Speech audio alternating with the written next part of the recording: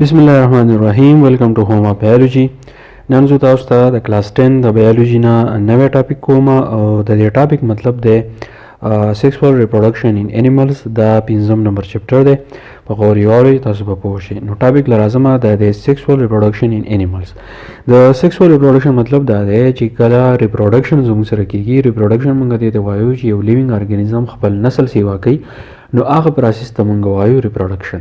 خو سیکسوال ریپروډکشن مطلب دا دی چې کله نسل سیوا کیږي د هغې دپاره یو شان سپیشي پکار ده، مطلب زموږ سره فیمیل پکار دی او بل زموږ سره میل پکار دی چې د دې دواړو میلاپ د وجې نه نسل چې دی هغه سیوا کیږي. خو سیکسوال ریپروډکشن کې مطلب دا شو چې میل او فیمیل چې کله میلاویږي او د هغې د وجې نه چې کوم نسل سیوا کیږي، نو په انیمل کې چې دی دا ریپروډکشن څنګه کیږي.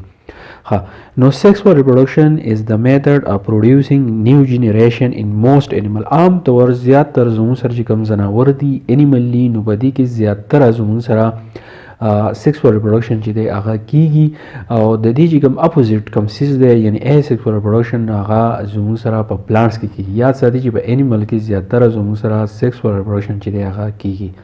The male and female animal make gametes in their gonads. اوس په دې کې د یو ټکی استعمال شوی دی gametes او بل gonads. نو د دې سیکسوال ریپروډکشن لپاره ضروری خبره دا ده چې کوم میل سړی فیمیل ښځه چې ده هغه به gametes جوړوي. gametes هغه اولني خلیې دي چې هغه دواړه خلیې د یو بل سره میلاویږي او د هغې د وجې نه د یو نوي ماشوم شروعات چې دی نه هغه کیږي. نو زموږ سره زموږ سره چې کوم میل دی نو په هغه کې زموږ سره سپرمز دي، او کوم فیمیل چې دی نو په هغه کې چې دی ایکس دي. نو دغه سپرم او کوم ایکس چې دي نو دغې ته موږ وایو ګیمیټس. ان دیئر ګونیډز. ګونیډز مطلب دا دی چې په کوم ځای کې زموږ سره په میل کې کوم، نو د میل ګونیډ زموږ سره ایکس دي ځکه چې په هغه کې چې دی سپرم پیدا کیږي، او د فیمیل ګونیډ چې دي هغه زموږ سره اووریز دي ځکه چې په هغې کې ایکس پیدا کیږي. نو په ګونیډز کې دا خبر وشي چې په دغه کې اول ګیمیټ چې دی پیدا شي، مطلب سپرمز او ایکس چې دی هغه پیدا شي، ځکه چې دا اولنی شرط دی. This process is called gametogenesis. دې پروسس ته موږ gametogenesis وایو. gametogenesis مطلب دا دی چې د کوم پروسس په ذریعه باندې ګیمیټس پیدا کیږي، سپرمز پیدا کیږي، ایکس پیدا کیږي، نو هغې ته موږ gametogenesis وایو. The male gametes join with the female gamete to form zygote. یاد ساتئ د میل چې کوم ګیمیټ دی مطلب سپرم دی هغه میلاویږي د فیمیل سره، د فیمیل ایکس سره، نو دې ته موږ وایو دا چې اول په سر کوم سیز جوړ کړي هغې ته موږ وایو zygote which develops into a new individual. او دغه zygote چې دی د دې نه بیا نوی ماشوم چې دی هغه پیدا کیږي. نو اوس فارمیشن اف ګیمیټس ګیمیټوجینیسیس. اوس په موږ دا ووایو چې ګیمیټس چې دي هغه څنګه کریټ کیږي، ګیمیټوجینیسیس څنګه کیږي. ان انیملز sex cells or gametes are produced in a special organs called gonads. څنګه چې ما مخکې ووایي چې زموږ سره کوم انیملز دي نو په هغه کې ګونیډ چې دی په یو سپیشل ارګنز کې چې دی هغه پیدا کیږي. هغه سپیشل ارګنز څه دي؟ ټیسټس ان میلز. په میل کې زموږ سره ټیسټس دي، د میل چې کوم ایکس دي هغې ته موږ چې دی موږ ټیسټس وایو. نو په دغې کې چې دی د میل هغه پیدا کیږي. اینډ اووریز ان فیمیل، او په فیمیل کې چې دی زموږ سره اووریز دي نو په هغې کې چې دی ایکس پیدا کیږي. The formation of gametes involves meiosis. اوس په دې کې یو پروسس دی چې ګیمیټ څنګه جوړیږي هغه په میاسیس باندې جوړیږي. میاسیس پروسس د کلاس 9 په 5 نمبر چپټر کې به تاسو ویلی.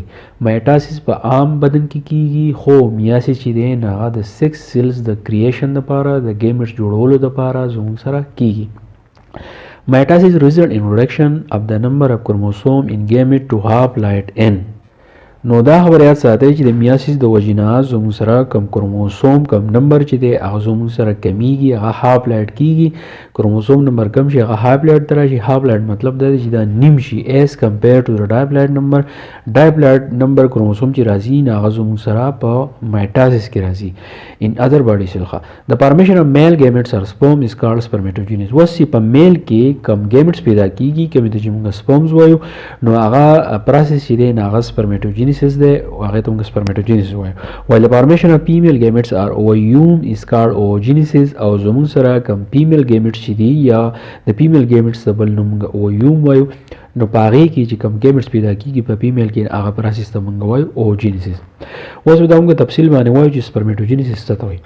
In the testes there are many diploid gametes. وس زموږ سره چې کوم میل دی د دې چې کوم ټیسټس دي مطلب د دې چې کوم ایکس دي نو په دې کې diploid gametes مخکې نه موجود دي. diploid gametes موږ څه ته وایو کوم د نوي ماشوم پیدا کېدو لپاره چې کوم صلاحیت دی کوم سیلونه دي نه هغې ته چې دی موږ gametes وایو د هغه diploid دي. مطلب ته په دې کروموسوم نمبر چې دی هغه ډبلي مدر سیل کارډ پرایمري سپرمیټوسایټس اول په سر چې کومې خلیې موجود دي او هغه کې ډایپلاید نمبر اف کروموسوم موجود دي هغې اولني خلیو ته موږ وایو سپرمیټوسایټس.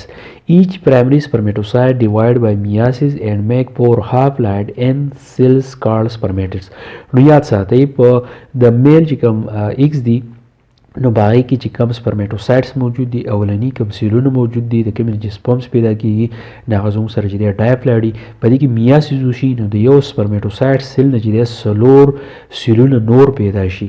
چې کله څلور نور سیلونه پیدا شي نو باقي کروموسوم نمبر چې دی د هغه یو نه به د څلورو کې تقسیم شي نو هغې ته موږ سپرمیټډز وایو او ایچ سپرمیټډ ډیولپ انټو موټایل سپرم او بیا د هر سپرمیټډ نه چې دی څلور سپرم چې دی نو هغه جوړ شي. موټایل سپرم مطلب دا دی چې په دې کې به یو هډ یو ټیل او په منځ کې مایټوکانډریا هډ چې دی هغه به د ایکس سره میلاویږي ټیل باندې چې دی د سویمینګ او مایټوکانډریا چې دی نو هغه د سپرم په مومنټ کې چې دی طاقت ورکوي.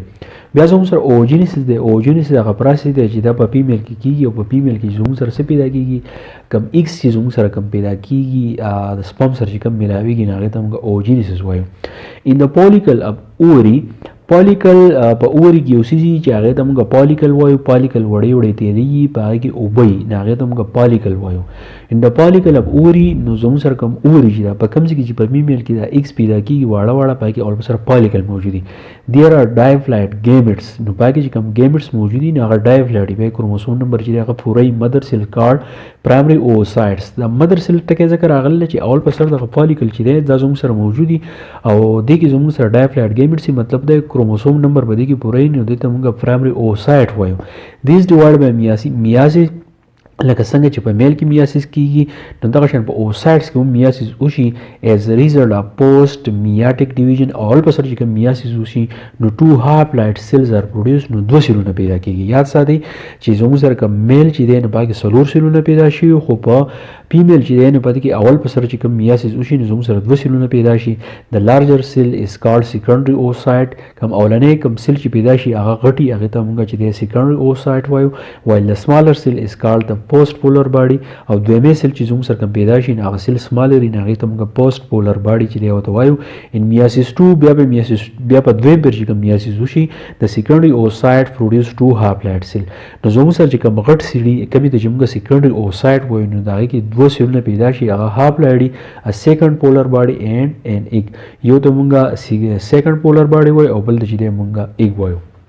نو دا سپرمیټوجینیسس او اوجینیسس په بل لیکچر کې به ان شاء الله تاسو ته دا وایم چې فرټیلایزیشن څنګه کیږي. مطلب دا دی چې دا سپرمز او دا ایکس چې دا په کومه طریقه باندې چې دی میلاویږي. زه امید کوم په دې به تاسو پوه شوي یئ. په دې به ورپسې لیکچر به ډېر زر اپلوډ کوم. خپل فیډبیک ماله ضرور راکئ. تھینک یو ډېر مننه.